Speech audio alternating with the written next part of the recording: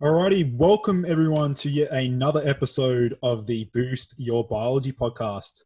Today, I'm joined in with a very special guest, a man who really is pioneering the microbiome field and a lot on gut health and probiotics. He's the lead researcher and founder of probioticadvisor.com. So the man himself, Jason Hawrelak, welcome to the show. Thank you, Lucas. It's good to be here. Fantastic. So I guess maybe for my listeners, did you want to give them a little bit of an insight into how your, naturopathic journey really all started?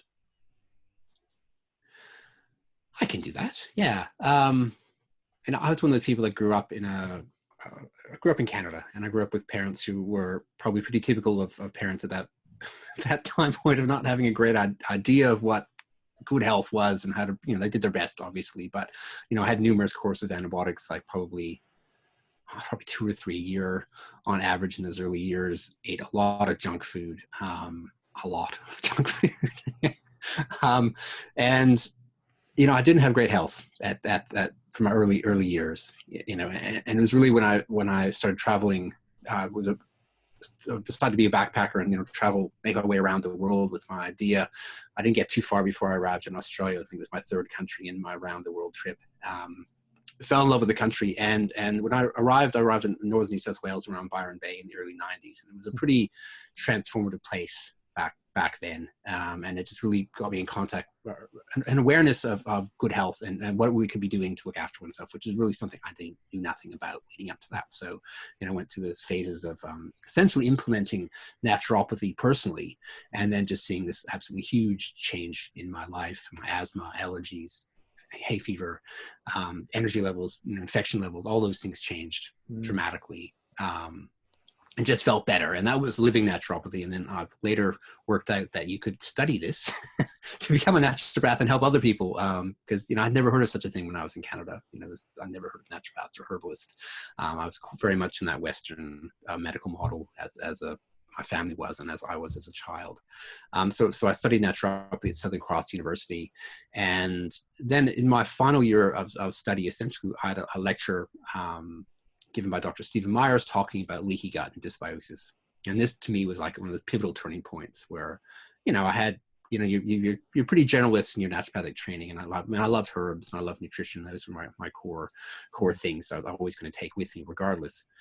But it's just having that lecture really stimulated something, and it really grabbed me. That he essentially brought together the information that was around the importance of gut integrity and the potential consequences of leaky gut on a range of other health conditions and this dysbiosis. And this was back in 1999. So naturopaths have been essentially talking about leaky gut and dysbiotic ecosystems for a long time, but certainly pretty heavily from the 1980s sort of onwards. So it's for naturopaths, it's not a new concept.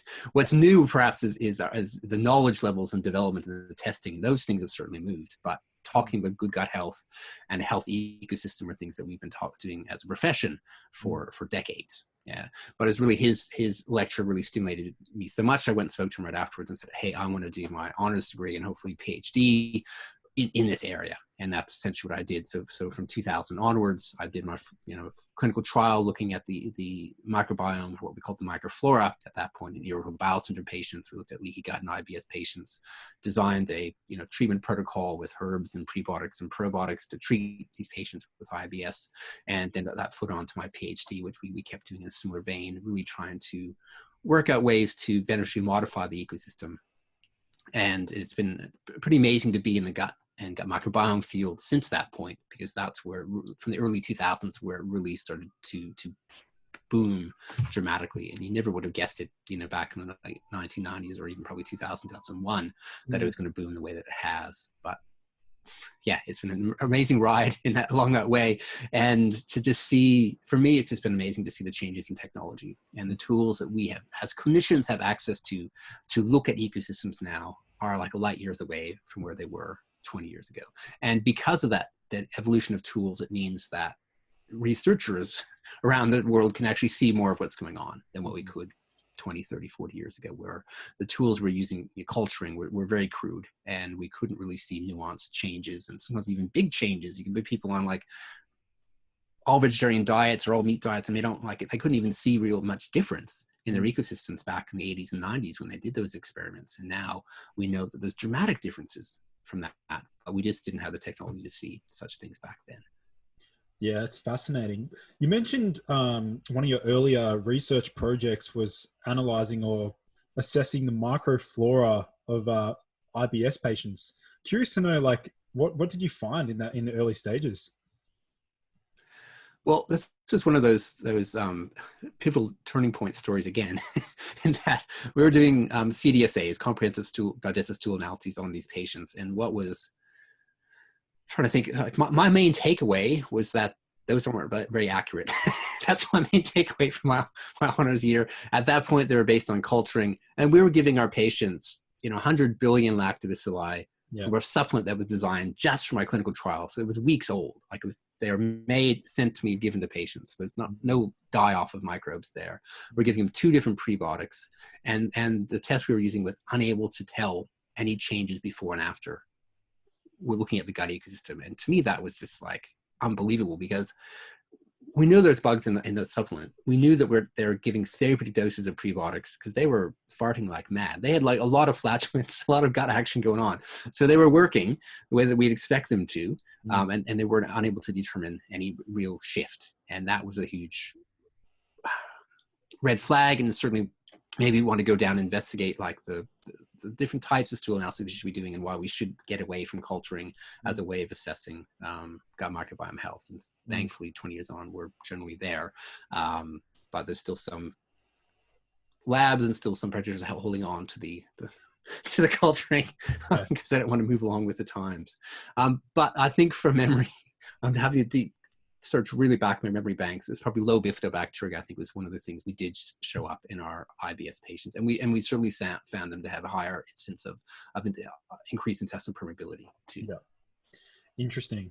So I guess maybe we can transition over into an area that you're obviously very passionate about, and that is understanding probiotics, just in general, understanding probiotics and their effect on humans. So do you want to sort of talk about how your interest sort of like shifted in towards understanding probiotics a little bit better? Yeah, and that really started back in 2000 when I was doing my honors degree, where we really had to design a probiotic supplement as one of the components to treat these patients with IBS. And then that followed through with my research I did as part of my PhD. So that gave me a chance to really delve into the probiotic literature. And, as a naturopathic student, we certainly get taught around use of probiotics, and certainly far, far more so than any other sort of health profession. But there were still big gaps, as it turns out. And that was certainly around stuff around strain specificity. And you're probably quite familiar with this concept, but I can tell you back then, no naturopath knew about strain specificity. It was like a very new concept, an industry that was quite ignorant about it too in general. And to me, that was one of the biggest takeaways that I learned in the first couple of years was this idea that, within a species, there's actually a multitude of strains that could actually display different characteristics and have different therapeutic actions. And that was pretty mind-blowing. And it really changed the way that we put together, probiotic supplements for my study, because we tried to find ones that had the right actions or the right activity for patients with IBS. And then that obviously flows through into practice, because whilst I've been doing research, I've always been a clinician as well. So you can't not put that information that you learn into practice. You're trying to source and find the best research on what strains are good for what conditions, and that sort of and then I've been teaching from probably 2001. I started teaching at Southern Cross, doing a little bit of stuff around probiotics and gut health in the nutrition units, and that allowed me to sort of start developing teaching resources around that. And you start off with very small documents that were a couple pages, and then there's two or three documents, and by the time 10 years goes on, I've got giant documents that I used to have to give to students. And then eventually I decided I should shove that into a database, and that's where the Probiotic Advisor database came from, because then it just meant that there's so much information that built up over 15 years that I could put it all into a searchable space and make it far easier for people to access that information, because it is really about finding the right probiotic strain that has the action that you're after to change the physiology or the disease process you want to shift. It's not unlike with herb medicines where we choose the herb that has the action. So if someone's got gut spasms, we choose an antispasmodic, or someone's anxious, we choose something that decreases anxiety, anxiolytic. Yeah, or same way that people prescribe pharmaceuticals is after an action. And that's really what the research is showing around probiotics too, is that they should be really used in the same way of sort of disease specific and strain specific for the most part. Absolutely. Yeah, I mean, when I started researching probiotics, I was really trying to understand more about, I guess, not only whether or not they have the ability to colonize, but also some of the epigenetic effects that they may have, like changing sort of gene expression. So, you know, when people they'll argue this probiotic doesn't work because it just goes straight through your, you know, there's people that sort of say you take a probiotic, it doesn't do anything. So do you want to sort of explore more on how, even though we might consume a probiotic, we're sort of neglecting the effect that it may have on gene expression, or, you know, certain enzymes and things like that? Well, I think part of the problem in the probiotic realm comes, and you see newspaper articles and media articles around the two, of like a study shows that probiotics don't change the ecosystem. And it's like, for people that have been researching probiotics for a long time, like myself, yeah, we've known that for a long time. It's not why people are giving it necessarily. I mean, there'll be occasions where post chemotherapy, right after radiotherapy, during and right after antibiotics, where often they do shift the ecosystem because it's a very in flux environment, and their presence then can actually shift things in certain ways. Yeah, but once an ecosystem is much more established, probiotics have pretty minimal impact on shifting that ecosystem. But that doesn't mean that they're not useful or they're not therapeutic. And I think that's the key takeaway here too, is that there are hundreds of studies showing that probiotics have therapeutic actions independent of the capacity to colonize or stay in the gut for any length of time. Will they stop having that action when you stop taking it? Yeah. Sort of like if you're taking an antihypertensive medication for your high blood pressure and you stop taking it and you're not doing anything else to fix why you've got hypertension, well, your blood pressure is going to go up. It's the same way. And there actually even are some probiotics that help will decrease blood pressure. And if you take them, they go down, you stop taking it, it'll eventually go back up if you haven't treated the underlying cause. You know, so I think it's that realizing that probiotics have specific actions and how they can interact with us and how they might interact with certain other microbes in the gut, for example, that go beyond this concept of colonization, and that's the only thing that matters, because it really doesn't matter. And, you know, we've got all this research showing that these probiotics work despite the fact they don't permanently colonize, despite the fact they only stay around for short periods of time, a transitory effect. Right. You mentioned that certain probiotics have, you know, specific actions in the body, and so do you want to maybe explore a little bit on some of the, I guess, funky or unusual actions that people may not be aware of, such as potentially anxiolytic effects or, you know, antidepressant properties and things like that? Do you want to look at some other interesting aspects there? Well, this has been amazing to watch for the last really 15 years where we started using probiotics. I'd say it even goes back to 1999 was the first study that I think they really looked at using probiotics to prevent eczema. And it was maybe the study was done before that. It was published in 1999 in the Lancet. It was like a pretty huge thing going, oh my God, if we give probiotics, we can actually prevent eczema developing in these kids, prevent this allergy sort of pathway. And that I think really opened the gates of going, oh my gosh, we can use probiotics for more than just gut or vaginal issues, which is really where they had been researched up until that point.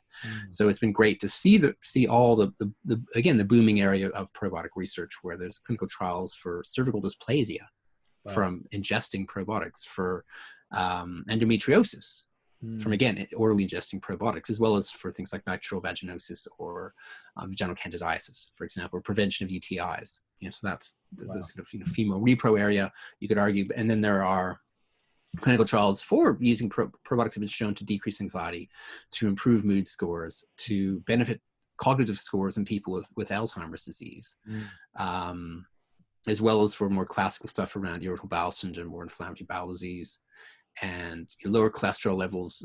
There's some probiotics used in Europe to decrease high blood pressure, to give you, again, a decent spread of actions that were, or indications that human clinical trials have shown probiotics can be useful for. So it's not even just in vitro research, not just animal studies. These are all human clinical trials showing that specific probiotics can be helpful for those conditions. So for me, they're a core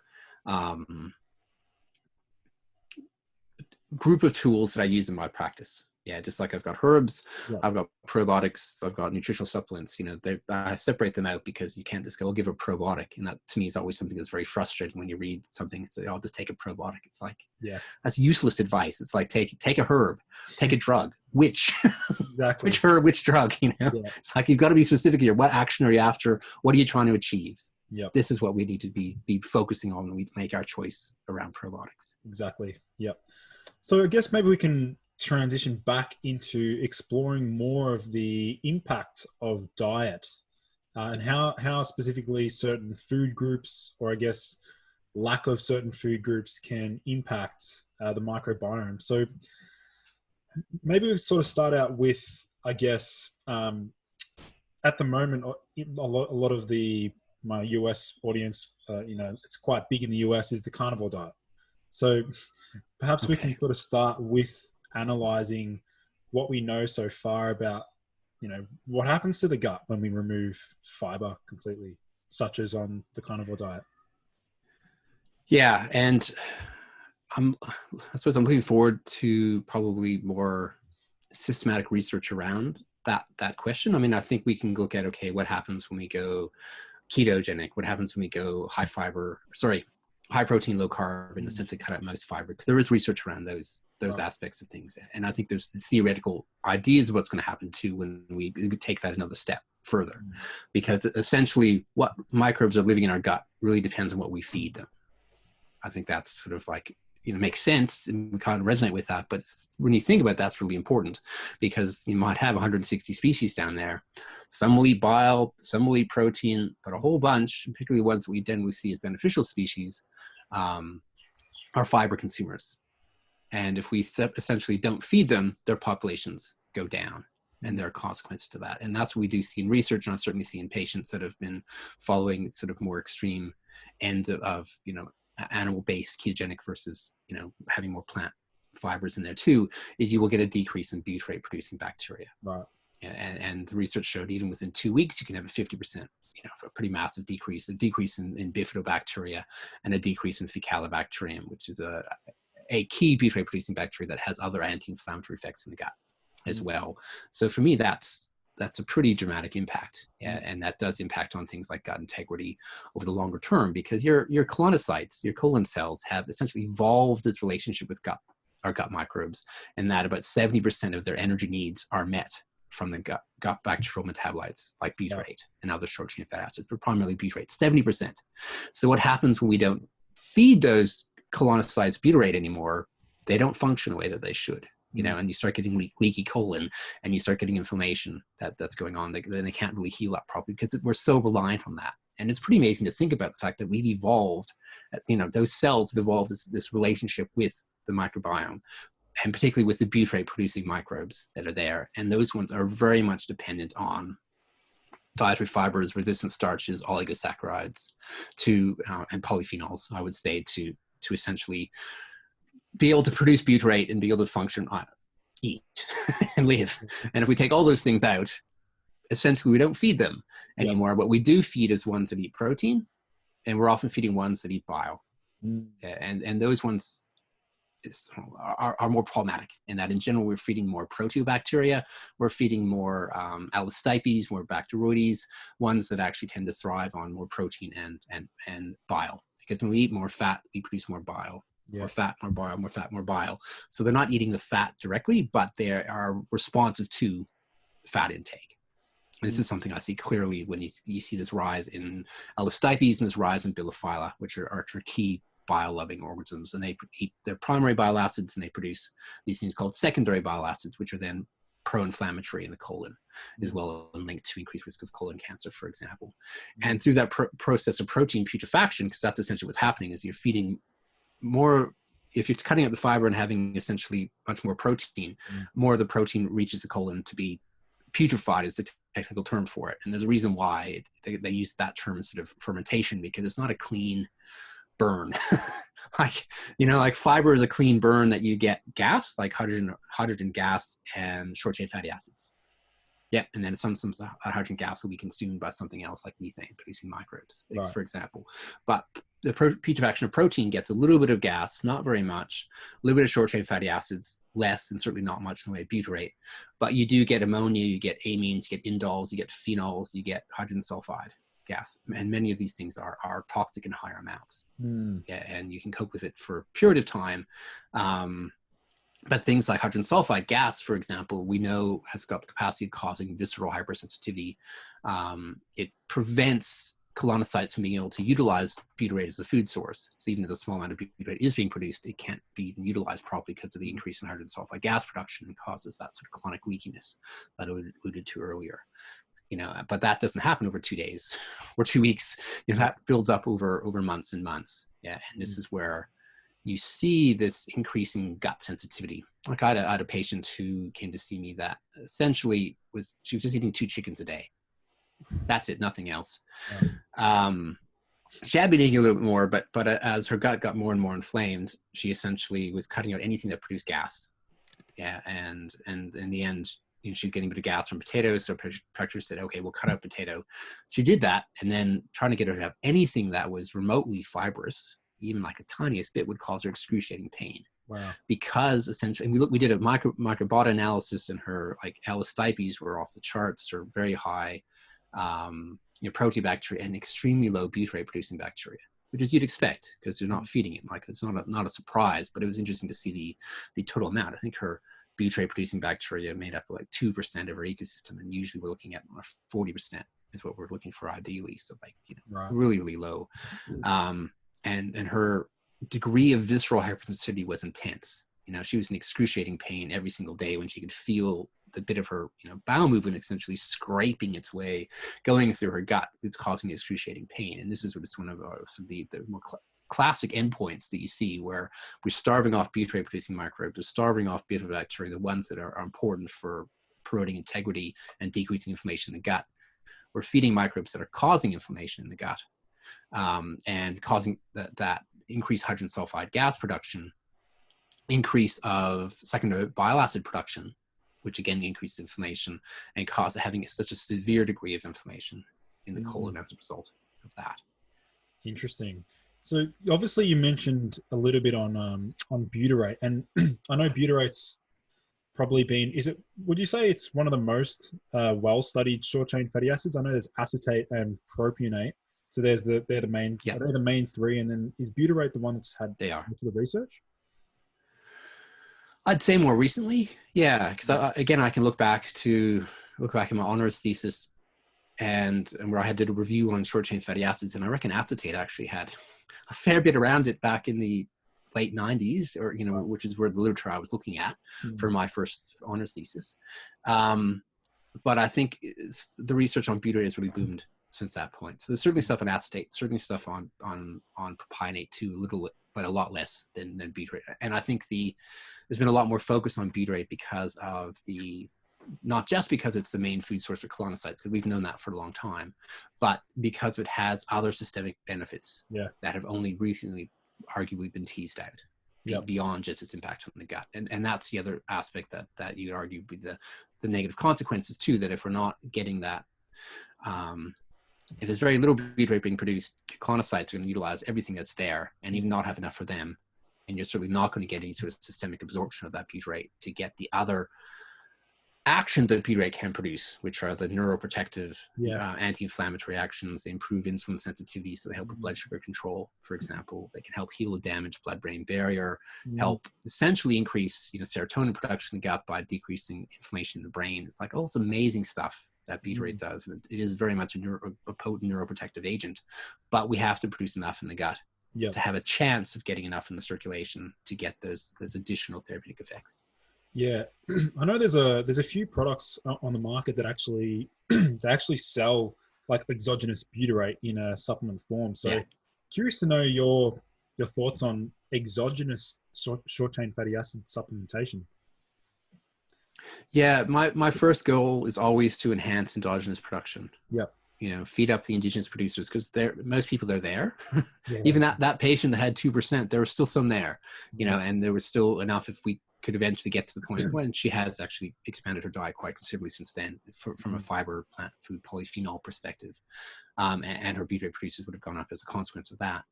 But there are some of those people who have that degree of severe gut sensitivity that we might use exogenous butyrate as a substitute, because at the moment, the tiniest pinch of any sort of plant food worsens their already severe gut pain. So we have to deal with that. We're stuck in this conundrum, because if it stays like that, the inflammation is going to get worse and worse. Yeah, so we've got to try to expand their dietary approach. There's more fibers, polyphenols, resistant starches, etc. slowly. At the same time, decreasing that inflammation that's currently present, so they really tolerate those things better. Yeah, and I think exogenously supplied butyrate, so supplemental butyrate, can play a key role there, and that's probably where I use it most, is in that situation, and ideally something that slow release that releases in the colon, rather than supplements that might release in the stomach and upper gut, and you absorb that butyrate and you don't get the local effects in the colon, which is what I'm really after in that instance, because there is good research showing butyrate can help decrease that visceral hypersensitivity and obviously promote healing of a damaged and inflamed colon.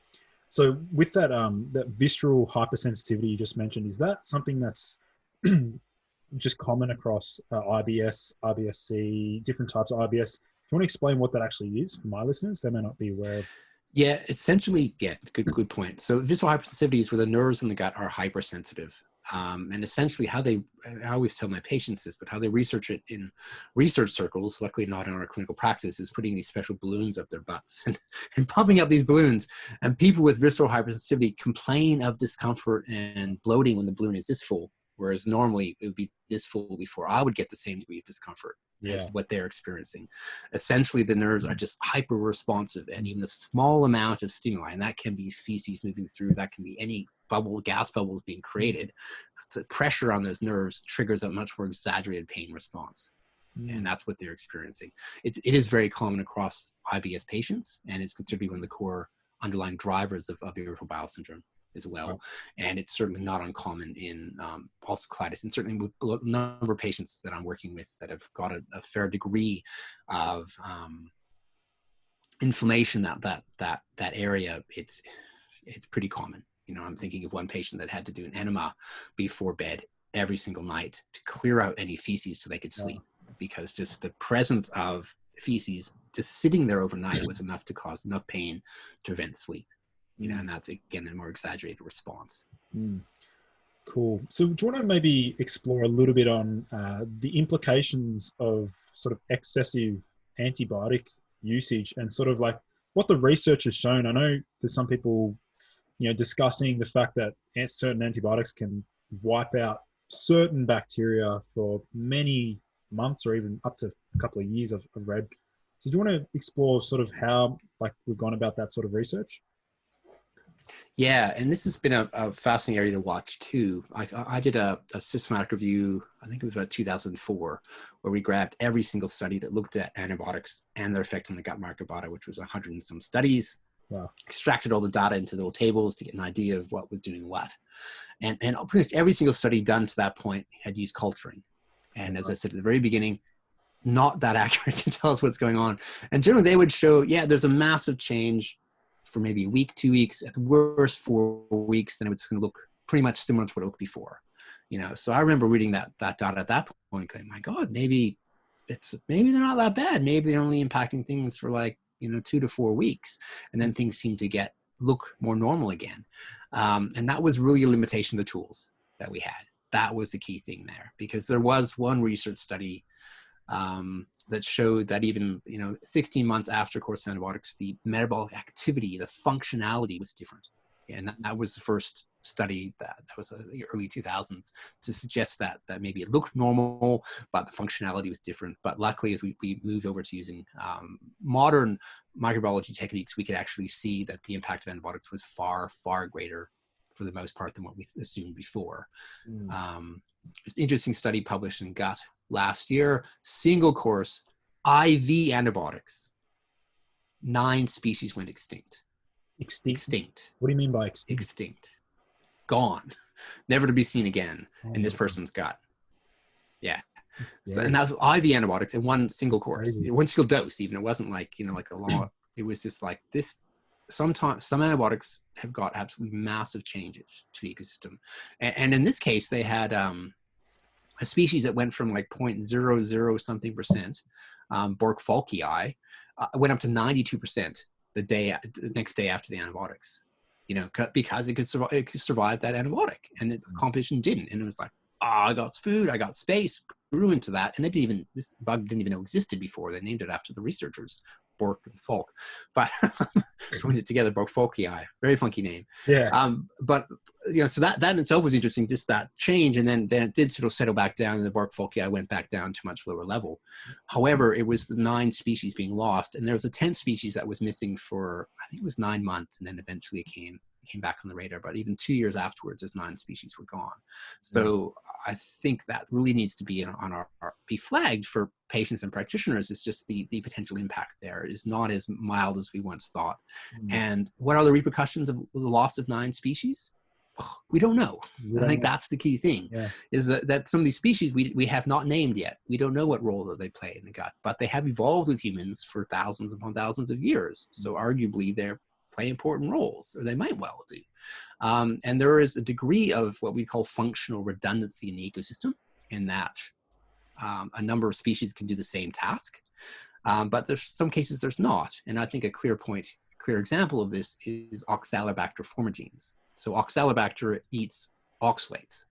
Oh, okay. We know that that we get in spinach and almonds, those sort of foodstuffs. Now, there's research showing that people who took a triple antibiotic cocktail for Helicobacter pylori, that little microbe that potentially causes stomach ulcers in some people, give them that antibiotic cocktail, 66% of them permanently lose extinction level events of Oxalooxybacter after that. That's crazy. Yeah. And from that point, it means that microbe that was eating your oxalates and preventing you from absorbing them, it can't do that. And that oxalate is now being absorbed. And now you have a high risk of kidney stones. And I mean, there's all this discussion around oxalate issues now that wasn't around 10, 15, 20 years ago. It wasn't. Yeah, we had oxalates and kidney stones, totally, but not all these other issues there. And I really think this has got a lot to do with that loss of that species, where we don't have that functional redundancy, that is the only species in our gut that, in some of these people, that can eat oxalate, and it's gone. It means that you absorb that oxalate and you weren't before. And it means if that was for, let's say, a 20-year-old woman who gets treated for H. pylori, then before she has kids, she can't pass on that species to the next generation. So we're talking about intergenerational effects. And I think this, to me, is the other thing that's a huge issue of concern for me, is that what we're doing to our ecosystem now impacts generations moving forward, because we can only pass on what we have. And that person that lost their 9 species from that course of antibiotics will no longer be able to pass it on to their family line. And what we see for Westerners is this dramatic decrease in diversity with every generation, because we're getting C-section birth, we're getting formula feeding, we're getting lots of antibiotic use, a crappy Western diet. So and then they have this, they can pass that on to the next generation, and they go through the same process and get thinner and thinner and thinner, because we're wiping out the species that can't tolerate the antibiotics, that need polyphenols and dietary fibers to live, for example, and we're just getting stuck with a much smaller, less diverse ecosystem. And there are people certainly arguing that that's the reasons, at least a key reason why we're seeing this boom in allergies and this boom in autoimmune diseases and boom in neurodegenerative conditions, is because of this change in our ecosystem that we see in Westerners. That and if we keep moving the same way, there's no hope of really easily shifting that, because people are still getting antibiotics for viral infections now. There's a study published in Medical Journal of Australia 2018, I think, showing that 90% of people presenting with viral bronchitis to their GP got prescribed antibiotics. 2018. This isn't like going too far back in time, so we still haven't addressed that. There's some of those key drivers of loss of species presence, and antibiotics save lives and save limbs, and we should use them for those conditions. We shouldn't be using for viral infections, and we shouldn't be just playing with them going, let's just try antibiotics to see if it works, if we have got no evidence that they actually are safe and effective in that condition. Yeah. Super fascinating. Yeah. I was never aware of that specific Oxalooxybacter. You said Oxalooxybacter formigenes. Yeah, interesting. That's do you have much of that on your? Is that like an area that you're going to be researching more and more, or? Which bit? I Uh, was on a few different tangents there. yeah, So. the I'm really captivated by that. I was never aware that we even had bacteria that could help to offload the negative effects of oxalates. I always thought there were certain nutrients such as B6, citric acid, things that help with elimination, but I wasn't aware of Yeah. bacteria that could help to combat the oxalates. So that's really fascinating. Yeah, and certainly most of my patients that I see, if not all, that have oxalate issues have lost that species. Really? Yeah, Mm. not all, but most have. I mean, there's other dietary factors that you've mentioned and other things that can increase absorption of oxalates from the colon, irrespective. But that is certainly Mm. a key factor in many patients. It's fascinating. So what about, so obviously we spoke a little bit about the lack of fiber, but I want to explore a little bit more on the lack of polyphenols in, I guess, maybe like a carnivore diet, because that's something that I want to I want to see more people discussing and talking about how these polyphenols, these are modbiotics or whatever you want to call them, sort of things that will help re-establish certain bacteria in the gut. But do you want to explore, I guess, some of the implications or the effects of certain polyphenols on the microbiome? Yeah, and this is an area that is currently being teased out in Yeah. much greater detail than we ever knew before. But for those people that aren't aware, polyphenols are, in general, we'd see them as brightly colored compounds that we find in blueberries and raspberries and blackberries and cherries, eggplant skin, black rice, red rice, black beans, for example, adzuki beans, to give you a bit of an idea of what foods that they're in, and obviously purple potatoes, purple carrots, red cabbage, red lettuce. Those are obviously all plants. Yeah. If you haven't seen that pattern, come see there. But 90-95% of dietary polyphenols are too big to be absorbed. Yeah. So they essentially reach the colon, and this is where they interact with our microbiota. And generally, the sort of more gut healing anti-inflammatory species are the ones that actually interact with those polyphenols. But we get this win-win situation from it, in that they convert that polyphenol from something that's too large to be absorbed to something that is smaller and can be absorbed, and therefore has a therapeutic effect once absorbed. But because they're eating it, they actually grow too. So we're actually feeding the beneficial species, and at the same time, they're nurturing us in return by creating these smaller polyphenol molecules, which we can then absorb. And this is even important for medicinal herbs too, as for herbalists, herbs like ginseng Panax ginseng is a good case here to look at too, because the compounds in Panax ginseng are essentially too large to be absorbed.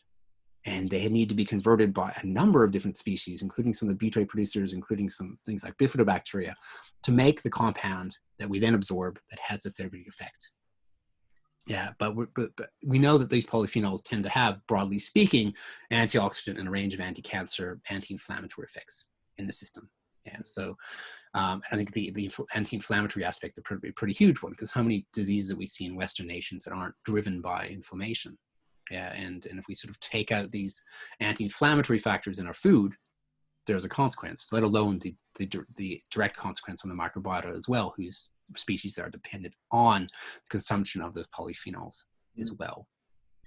Super Yeah, so interesting. I think that's another huge thing. There's the fibers, resistant starches, oligosaccharides, and there's the polyphenols that were essentially on that sort of very restricted diet. You are preventing any of those microbes that eat those things from being fed, and essentially feeding the ones that eat protein and bile. Mm. Yeah. Super fascinating. So I want to discuss a little bit about potentially a little bit on bile, because I know, I've spoken about it, trying to educate people on the importance of eating the bitter foods to stimulate bile pre-digestion, things like that. And you mentioned that 95% actually get reabsorbed back into the small intestine. I didn't, but we know I was talking more around the polyphenols and their lack of absorption, meaning that they all reach the colon. So I didn't talk too much around enterohepatic recycling of bile acids. Yeah, But you just did. It's all good. It's good lead in. It's all good. You want to discuss maybe, like you mentioned, so the protein that can be putrefied in the lower intestine, but what happens with the bile? Yeah, and it does depend on the composition of that bile as well, because we change the composition of our bile to suit the types of fat that we're consuming. Yeah. Yeah. So there is ample evidence showing that to deal with dairy fat, for example, we produce a much higher sulfur-based bile, and we actually feed different microbes from this amount of dairy fat than we do with this amount of olive oil or avocado oil, or not, not seed oil, for example. Yeah, it's something very. Listen, and when it comes to things like Allostipes and Bilophila, which are the two species we see as being key consumers of bile acids, they do seem to, their populations seem to be very dependent upon not only total fat, which has a part of contribution, but types of fat. So dairy fat, lard, like animal fats more broadly, ghee, butter, which is obviously dairy fat, but just want to clarify that, and coconut oil actually seem to be things that can drive the increase in Bilophila and Allostipes. And I don't see that with olive oil. I don't see that with people eating lots of avocados or nuts and seeds. Yeah, eating lots of olives and olive oil, I don't see that. It's really the foods in those categories that produce that more higher sulfur-based bile, which then can be used by things like Bilophila specifically. Wow. Fascinating. So maybe we can delve a little bit into, had a few notes here, I guess. Oh, there's one. So in terms of understanding the ratio between the firmicutes and the bacteroidetes, so that's something that's talked about quite a lot. So do you want to sort of explain what are these different types of bacteria? Yeah, so that we've got different ways of classifying microbes, and most of the species in the gut will belong to the either Firmicutes or Bacteroidetes. Right. Not all. There are some like E. coli, Klebsiella, Oxalooxybacter that belong in the Proteobacteria grouping. There is Acromandia that belongs in the Verrucomicrobia phyla, and then there are Bifidobacteria that belong into the Actinobacteria phyla. But most people's ecosystems are dominated by Firmicutes and Bacteroidetes to a great extent. You will get people that are exceptions to this, but in general, that's the way it is. Now, do those microbes within those groupings have a lot in common? Not that much. It's sort of like us with things with spinal cords or something. It's like, yeah, we've got some things in common, but there's a lot of differences between them too. And it's the same way with these microbes, that you can say, okay, well, all Bacteroidetes are gram-negative microbes, and all gram-negative bacteria produce lipopolysaccharide as part of their structure or endotoxin. Yeah, so okay, they've got that in common, and I think you could see that as a potential driver of inflammatory conditions in patients. I certainly do. Firmicutes, again, it's a wide group of different species. Now, in fact, almost all of our butyrate-producing bacteria belong to the Firmicutes phylum. So there's a lot of good guys in there, and there are some in the Bacteroidetes that I'd say are more in the pathobiont category. So pathobiont is where species, when they're in the right amount, are doing good things for us. They're great. They're very helpful for us. But when they get too high is when they become more pathogenic or disease-causing. Yeah, and I'd say that there's probably more, arguably, in the Bacteroidetes phyla who've got that capacity, like Bacteroides as a genus, which is probably essentially what the name came from for Bacteroidetes. Tends to be one of those species that in the right amount is quite helpful for digestion and production of short-chain fatty acids, but in too high amounts it produces ammonia, putrefies protein, produces things like beta-glucuronidase, which then enhance enterohepatic recycling of toxins, and things your body's wanting to get rid of, and hormonal products, for example. Yeah, so not that great. But I think where the focus really came from was a study done in 2005, 2006, where they showed that link between essentially that an obese microbiome, we could pass on obesity from obese rats to thin mice by taking poo, despite no change in calories, no change in exercise. These things would get fat. And it was, again, one of those groundbreaking papers that really showed how important the microbiota was for your body's metabolism, that we had no idea how important it was up until that paper was published. Now, that paper suggested that there was an imbalanced Bacteroidetes-Firmicutes ratio associated with obesity. Yeah, and that's what they found in these rats, and that's what they found in the human population. They looked at it in that small cohort study that they published at the time, and that really gained a hell of a lot of media attention for good reason, because it was a pretty groundbreaking paper. But in my opinion, it's meant that people have got too attached to the Firmicutes bacterial disease ratio, because there's been a number of studies, even within the realm of obesity and metabolic dysfunction, that have not found the same thing around that ratio, or found the opposite, that having higher Firmicutes is better rather than having higher bacterial disease, and others have found no association.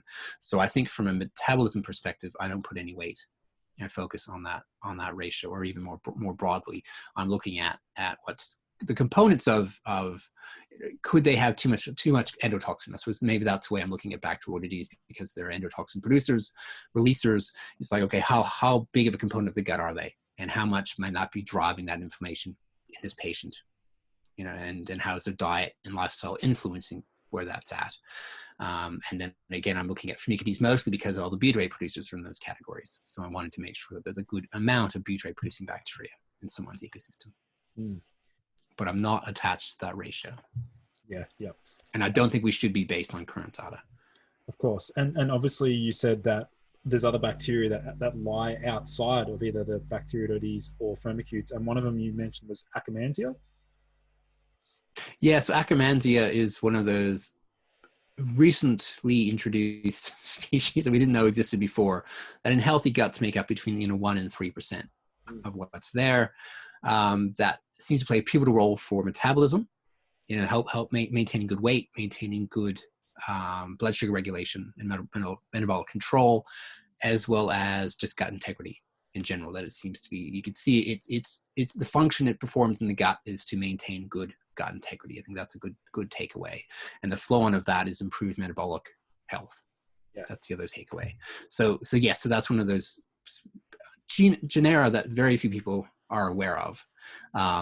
Acromandia, maybe more so, I must say, because I remember I've done enough talks over the years that I say, how many people in the room have heard of Acromandia or Faecalibacterium? And it used to be like nobody, or 1 or 2 people. Now most people put up their hands. So like the awareness of that specific genus has increased dramatically over the last 5 to 7 years, mostly based around that. And the Acromandia is an interesting microbe because it can actually eat a few different things. Yeah, it can eat mucus. Wow. Gut mucus. It can eat fruit oligosaccharides and other sort of indigestible oligosaccharides. It can eat polyphenols. Yeah. So that is one of the species that doesn't necessarily get negatively impacted by like a carnivore or ketogenic diet. Yeah. The reason being is because such diets can essentially induce more inflammation in the gut, which means more mucus is being secreted, which means Acromandia continues having a food source. Yeah. And sometimes you'll have people whose Acromandia are like 15-20% of that ecosystem, and that's really, and they're usually people that are pooing out tons of mucus with their bowel movements, for example, which is a clear sign that there's inflammation there. The body's trying to deal with that by secreting more mucus, and the Acromandia is like, oh yeah, I got lots of food, and then it grows to a great degree in that situation. So that's one population, because of its ability to eat a few different food sources, can actually go up or stay stable on our carnivore type, ketogenic type diet, versus the other sort of beneficial categories like Bifidobacter, Faecalibacter, and butyrate producers that tend to go down. Fascinating. Yeah. Just on the Acromandia front, I think I saw some pretty cool research on, if you're familiar with Cordyceps mushroom? Yeah. Yeah, I was an in vivo study. It wasn't, obviously it's not in humans, but it does actually promote the growth of Acromandia. So that's how I first heard about it. I was like, well, Cordyceps is able to interesting help the growth of that. I'm like, what's Acromandia? What else increases Acromandia? Yeah, well, luckily, I mean, things like cranberry, those red polyphenols tend to do so, and certainly, I'd say most consistently, a prebiotic like inulin, or the inulin type fructans like inulin and fruit oligosaccharides, oligofructose, tend to increase the growth pretty consistently across the board. In fact, in everybody. Lactulose is another prebiotic I use a lot in practice. Will increase Acromandia in most patients, but not all. Because I think some Acromandia don't seem to have the right enzyme for lactulose. Most do, whereas inulin phos, it does seem quite well geared to, and it does bring up the population pretty consistently. Yeah, lactulose is in the laxative. Yeah. Oh, okay. You may have not have known that lactulose used to be added to infant formula way back in the day as a prebiotic to try to make it more like breast milk, way before its time. Wow. Because they worked out, back in the 1960s that, like kids fed formula at their ecosystem was nothing like kids fed breast milk. And they knew that lactulose was a bifidogenic substance. It enhances bifidobacteria. So they gave it in formula and their bifidobacteria went up pretty dramatically. And it was way before its time. So it never probably hit much in the way of commercialization at that time point for that. But because it's an indigestible sugar, it can work as a laxative. Yeah.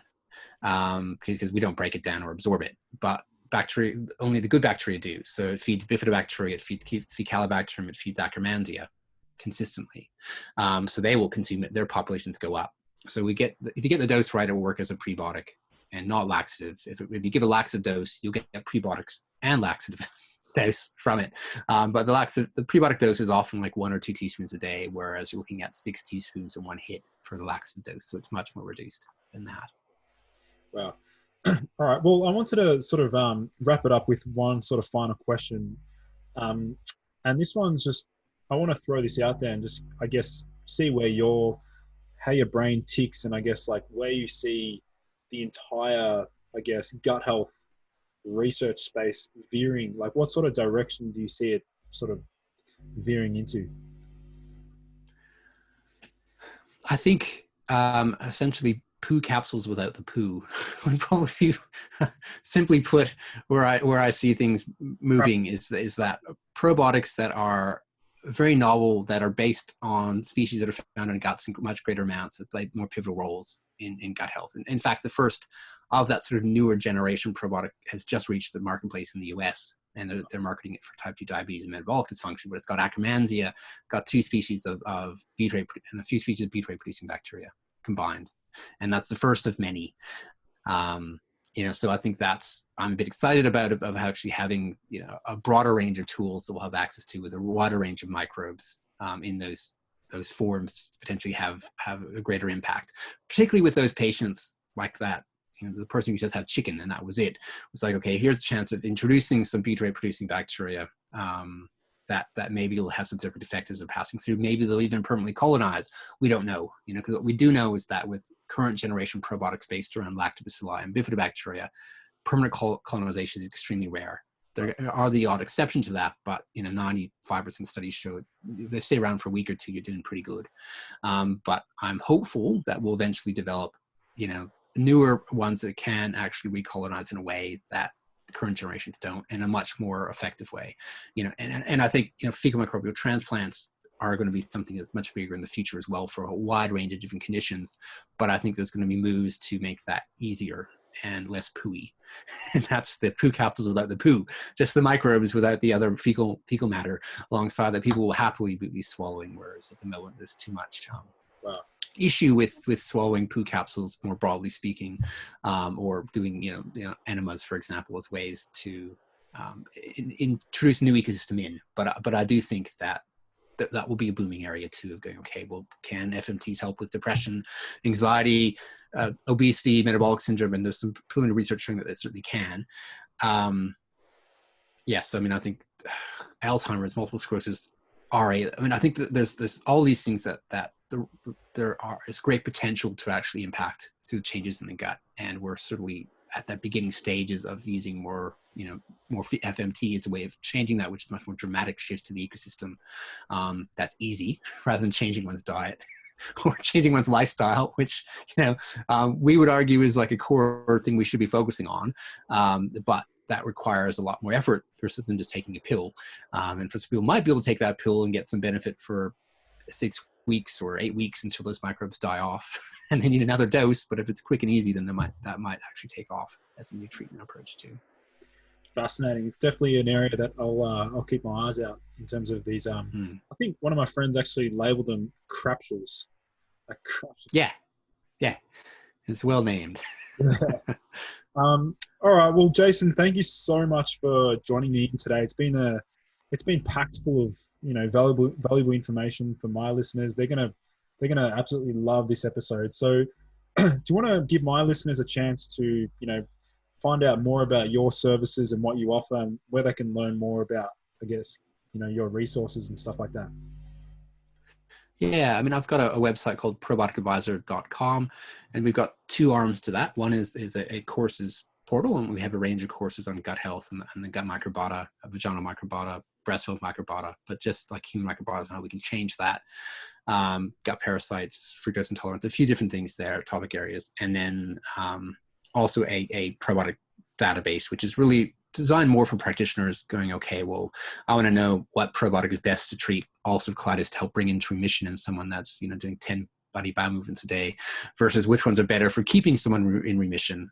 What's best probiotic to help treat with, work with anxiety, for example. You can search anxiety or depression into the database term, and it comes up with evidence-based probiotics that the research shows are useful to treat those conditions. So yeah, I think that's probably the best area to go to find more information about me. I'm also a clinician at Gould's Natural Medicine as well, and I absolutely love having a couple of patient days a week to work with people and have a chance to shift ecosystems. And that's the thing that I enjoy most, is actually seeing before and after work and objective data, from microbiome analysis to see what's actually shifted, and then what the flow and effects that might actually be externally from that. Fantastic. Well, that pretty much wraps up another episode of the Boost Your Biology podcast. Keep a lookout, guys, for the show notes. I'll be listing Jason's website, probioticadvisor.com, down below. But again, I just want to say a massive thanks for joining me in. Jason, it's been a pleasure having you on. You're welcome, Lucas. It's a good chat. I liked it. Yeah, sweet. Thanks.